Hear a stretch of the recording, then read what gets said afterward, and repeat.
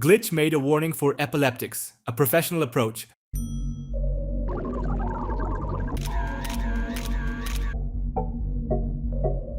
The red circle is Kane's code. They were pouring references to various bright images into it. At first, the code reacted normally, but the more they poured in, the more tangled the result became. With each time, the figures become more abstract. If you look closely, you can notice references to many characters. The masks are Gangle, this toy here is literally Kaufmo. The frogs on the packaging are Rabbit. The yellow crocodile is Gummigoo. The gummies are the Candy Kingdom. At the end, they poured in information about the C&A office for some reason. The first frame is clearly Kinger's workplace, a chessboard and a butterfly in a frame. Butterflies are a symbol of pure reason for Kinger. Let me remind you of one moment from episode 6. I got just the thing.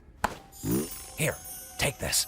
And another moment from episode 2. It's amazing! They've even got little candy bugs here. From this, we can conclude that this is a photo of his wife. Another photo has a picture of the city of San Francisco. That means the C&A office is located there. All these photos with the office are a very important point. That's why in the digital circus there is a location with endless offices from the first episode, from where Pomni will take the computer necessary for the plot.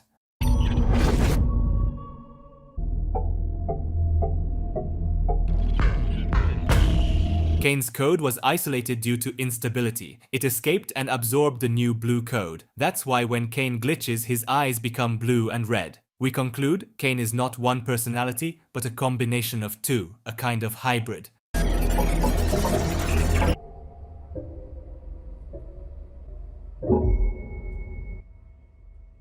This hybrid code is completely unstable and creates abstract figures. This is how he created the digital circus. I don't know about you, but here I clearly see not only a tent, but also a cage, bars in which Kane trapped himself. Another chess piece, huh? Oh my god. I wish I could remember your name. The episode doesn't start with a continuation of the events of the previous 7th, but with a backstory, a very good decision. We saw Scratch, the Queen, and other characters. Another episode and Zubal's body parts have changed again. I wanted to be able to leave my mark somewhere in the world. You've made a mark in my life.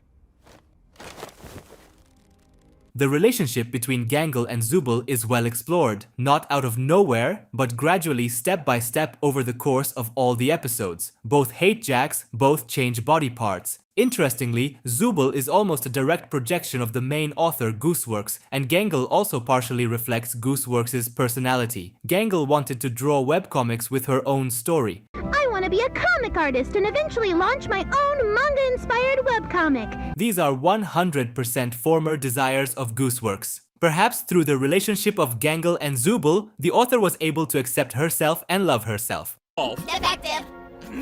Onward.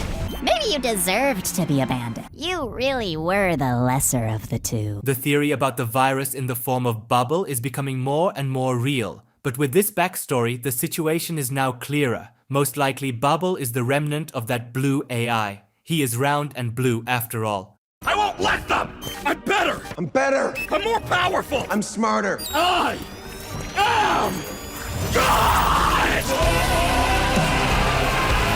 Kane calls himself a god. Let me remind you that in second episode he was also mentioned as God by the Candy Princess. You must be the brave knight sent to us by God to help us with our recent catastrophe. Let's get this show on the road! Kane's eyes are glitching in two colors again. Now the meaning of this glitch is much clearer to us. Don't need to scream if you ain't got a mouth. Another reference to the source of inspiration for the circus, I have no mouth and I must scream. Congratulations!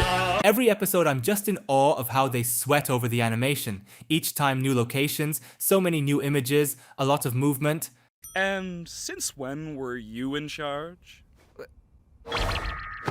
Break time! Since Kane started putting himself above others, he increased in size, to make it absolutely clear who's in charge here. I haven't been up here in a while. Jax hints again at his backstory and drinks hot cocoa with cream in memory of his friends. After all, Jax often drank cocoa with them, as shown in the photo. I'm guessing it's not anything good.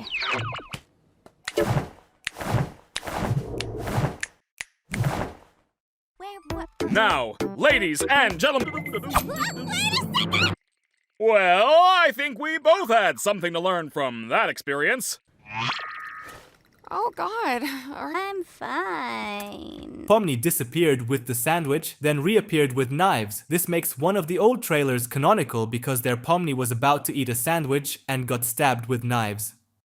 You made Kane? Partially, yes. Circus' name was Scratch. They're due to pure brilliance or tumor in his head. He was trying to make something. What was it? An important part of the backstory, but even more important, is the clue in the form of Scratch's motives. He wanted to create something, but Kinger doesn't remember what. Probably, as per the classic trope, he wanted to transfer his consciousness into a computer before dying from a brain tumor. In his head. He was trying to make something. When Kinger talks about Scratch, we are shown a muffin split in half with blue and red sprinkles. Either this is a hint at Kane's duality, that he needs to be split into red and blue, or a hint at the discord between Kinger and Scratch. But this is 100% a hint at the backstory and one of the secrets of the circus. I should go distract Kane so he doesn't listen in on this. Oh my god, this is real. This moment is super intriguing. What happened to Jax, I really want to know. We all technically have the ability to conjure. I got just the thing. Here, it's a butterfly. Requires a lot more skill and concentration for us. Did Kane mention that? Nah, I made it up. Butterfly. The shotgun from the 6th episode fires. No one paid attention, but it was a very important moment. Well, where do we get one of those? I think I know exactly where to get one.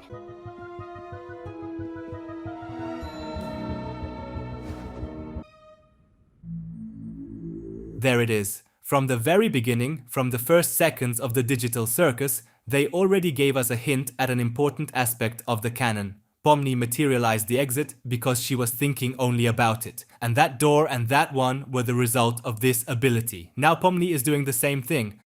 You're a failure! We're all gonna abstract someday, and what will you have then? Nothing. Stop that. A possible outcome of the entire series. Again, a reference to the book I Have No Mouth and I Must Scream. Don't! Listen! When Kane glitched, he split in two. Perhaps that blue code still lives inside Kane and is trying to get out. In these shots with a multitude of eyes and hands, Kane resembles biblical angels.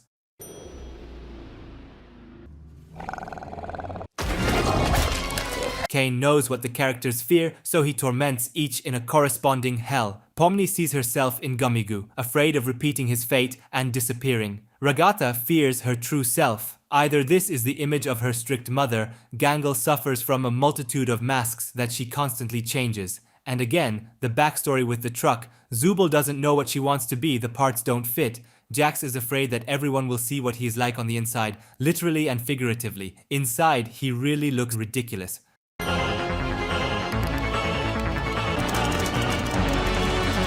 The computer interface is very important. Surely there is a lot of important info here, but so far I've only noticed this. In the characters folder, there are separate folders for AI and for human neuroscans. That means that helmet that Ragata and Pomni talked about was indeed a scan of living people's brains. In the AI folder, there is Kane and a second unknown. Perhaps that is the blue code. Kinger's password is Queenie123. Cool. They also left an Easter egg 1337. Bruh. Oh my god! Wait, no. Wait. I accidentally killed Kane. Holy shit. I had the same reaction, Zubul, that's for sure. I didn't expect this, but something else could have been here. Everyone was waiting for answers, some clue to find out the truth or escape the circus. But they got neither fish nor fowl, although yes, that's how it should be. Zubul's curse makes it clear that Kane is really gone. We just have to wait for June 19th.